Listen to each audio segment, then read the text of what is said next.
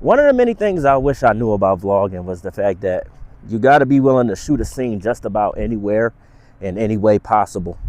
Now, I do have equipment that I can use and utilize today. I was going to do an unboxing video, but I just wanted to get straight to the point in this one. So I'm going to be give you guys a few examples of random shots today that you can take in your vlog.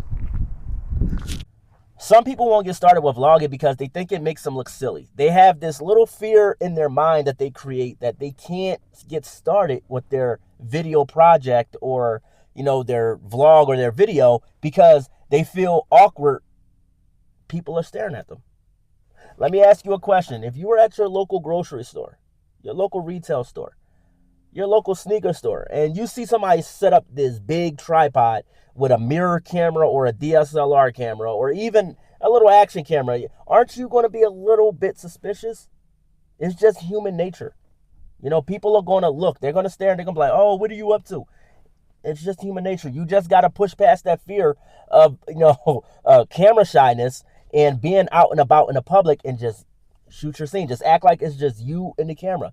The faster you get over that hill, I'm telling you, my friend, the faster you get over that hill, the more dope your content can be. Perfect example, right? Standing a fair enough distance away from my camera and I'm talking to you guys, right? The wind's picking up, people are driving through, and when I'm shooting a scene like this, people will stop and they'll stare like, hey, is there a YouTube video you're shooting? Oh, major shout out to you. What's the name of your channel? Maybe I can go subscribe. And that's the thing. You could be inspiring people. You could be attracting subscribers to your channel. You know, if you're a if you are a YouTuber, you could be attracting potential viewers and subscribers. But if you say to yourself, oh, I'm not going to do this because people are watching, people are here, you're holding yourself back from growth. You're holding yourself back from growing your channel. You're holding yourself back in general from growing in life. If you cannot push past the fear of people standing around looking at you while you're shooting your scene. You could be just setting up your equipment and people are still going to stare, but you just got to act like it's just you and the camera once again. Another thing about vlogging is when I started, I didn't know all this information. I didn't know what I wanted to do with my channel.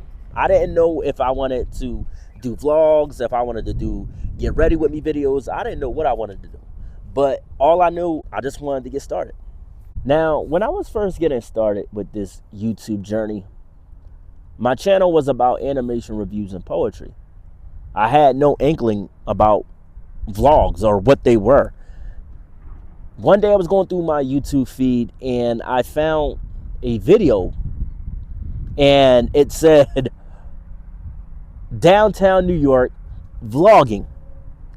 And I was watching that video and I seen this guy just like literally, he had a selfie stick and he had his camera on the selfie stick and he was just talking on it. And he just acting like nobody was there. He's walking past everybody and talking to the people in the video and everything. And he's talking to people who was watching and say, hey, thank you for checking out the channel. Thank you for subscribing. If you're new to the channel, subscribe and technical YouTuber lines and everything. He was just showcasing downtown New York. And I told myself, this is back in 2018, I told myself, oh man, if I can get over my fear of being in the spotlight, maybe one day I can start a vlog.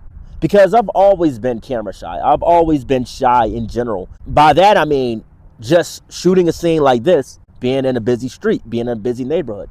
Because people are going to stop and they're going to ask questions. Like I said, it's human curiosity. And the faster you can just focus your mind, your time, and your attention on your video and on your content and what you came to do for shooting that in particular scene, the more dope your video and your content will definitely be. I got to reiterate on that. Like right now, I'm going to do a distance test of this brand new Boya Mini wireless mic, for example. And the reason why I buy these mini mics is because they're small, discreet, and has powerful impact.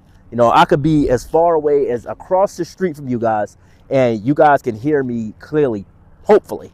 And also, I can shoot different scenes. Like, for example, walking up to the camera slow, talking to you guys while shooting this vlog, man. I started seeing a lot of content creators do this, when I was coming along on this YouTube journey, and I wanted to do something different for the channel. I wanted to do something other than animation and animation reviews and poetry, and that's when I started getting into vlogging in 2018, but I really didn't know how to go about it properly. Yeah, man, I really do enjoy these vlogs, for real. They're fun, and you can shoot from different perspectives, especially if you have one of these little action cameras. You see, the thing is with a DSLR camera and a mirrored camera, they're kind of heavy, and you can't keep holding a DSLR in your hand. And even if you had the strap to carry around your neck, it weighs your neck down after a while. With these small little miniature action cameras and a small enough microphone, you can go like this and continue to shoot your vlog, and it's almost weightless. This camera only weighs about maybe 5 grams, you know what I mean? And the little microphone I have it's 2 grams, but it feels a lot lighter than that. And I really do enjoy vlogging with light equipment, because when I first started off, I had a DSLR, I had a mirror, I had a digital camera, and I had wired microphones, I had tripods, and I was always hauling that stuff around, and it was a pain to the back. It was a pain. Fast forward in time, glory to God, the Heavenly Father blessed me with the DJI Action 2 that I have now, and now this Boya mini mic, and I'm just enjoying it. I'm having fun.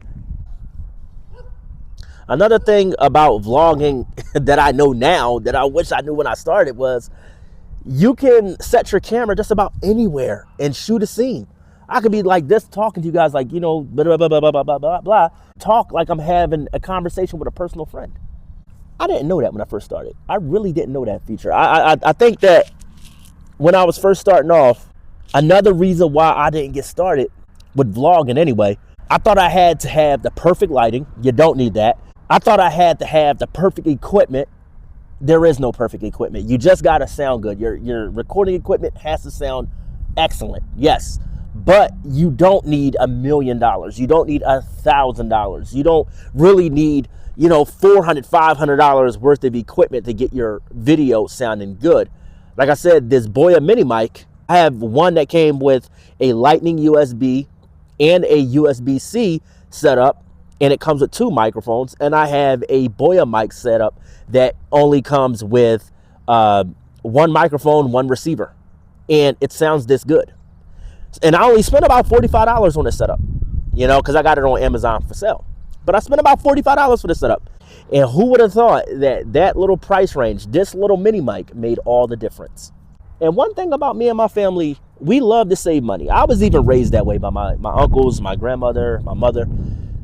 They raised me and my brothers to save money where we can, be financially frugal as you can be. Perfect example of this. Like I said, I only paid about $46 after taxes for this Boya mini mic setup, because it only had 1 microphone, 1 receiver. When it first came out, it was about 80 bucks, 80 bones, right? I wanted it when it first came out. I really wanted this little mini microphone when it first came out. I came to the realization that all I needed was a good sounding camera, and it could be my cell phone, my smartphone. Perfect example. A lot of phones that were made in 2024 and 2025, much like this, they have dynamic, fantastic video quality. So you really don't need a camera anymore. Because what I'm realizing is there are a lot of content creators who are downgrading their equipment from DSLR cameras to action cameras. The only reason why I bought an action camera was the fact that I found out it had a magnet on the bottom of it. I'm a creative person. There's a lot of metal surfaces in the world today. And I thought, okay, I could shoot from this angle. I could shoot from that angle. I could do this. I could do that. And that's one thing when I first started vlogging, I didn't know. I didn't know that you can post your camera just about anywhere to shoot different scenes. So yeah, these are just a few things I wish I knew when I first started vlogging. In closing, I want to encourage you guys, be as creative as you want to be when vlogging. Don't allow yourself to be held back by the constraints of fear whatsoever. Be you. Be uniquely you on your vlogs. Be genuine. If you have a chill, laid back vibe, continue to have that chill, laid back vibe when you press record. People are going to stop. They're going to stare. They're going to ask questions. They're going to ask, what are you doing? What is your content about? If you're doing a YouTube video or a TikTok. But hey, you know, it's all a part of human curiosity. Don't be afraid of human curiosity. You know, answer people's questions and go on about your video. And if no one stops you, just act like it's just you by yourself in this location shooting a video. But anyway, I love you guys. I thank you all for tuning in, and I'll see y'all in the next video. God bless. Peace.